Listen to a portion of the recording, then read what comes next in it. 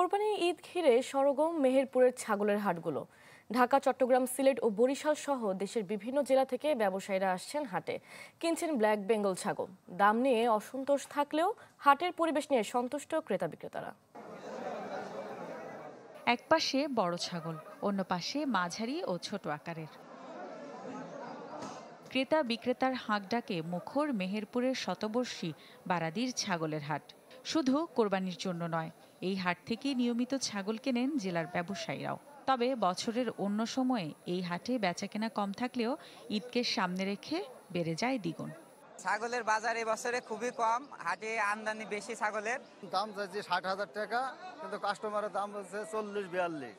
ক্রেতারা বলছেন ছোট ও মাঝারি মানের ছাগলগুলো চড়া দামে কিনতে হচ্ছে, তবে বড় ছাগলের দাম তুলনামূলকভাবে কম।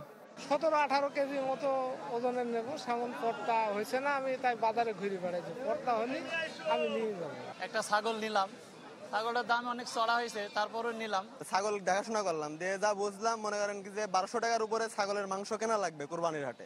হাটের পরিবেশ নিয়ে সন্তোষ প্রকাশ করেছেন ইজারাদাররা। আর প্রাণী সম্পদ কর্মকর্তা জানান, বাইরের জেলা থেকে ব্যবসায়ীরা আসায় কদর বাড়ছে মেহেরপুরের ছাগল ব্ল্যাক বেঙ্গলের। এখানকার নিরাপত্তা ব্যবস্থা অত্যন্ত সন্তোষজনক।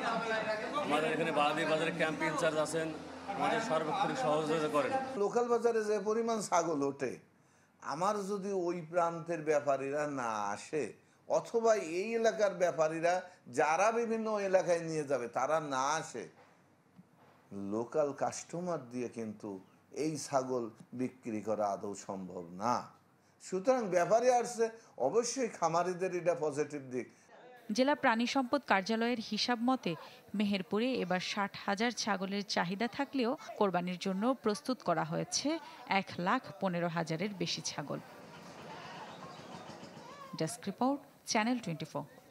প্রতিটি ঈদে স্পেশাল হারপিক ৭৫০ ml বোতল থেকে ৳১ ব্যয় করা হবে পরিচ্ছন্নতা কর্মী ও সুবিধাবঞ্চিত শিশুদের জন্য। ঈদের খুশি ছড়িয়ে যায় হারপিকের সাথে।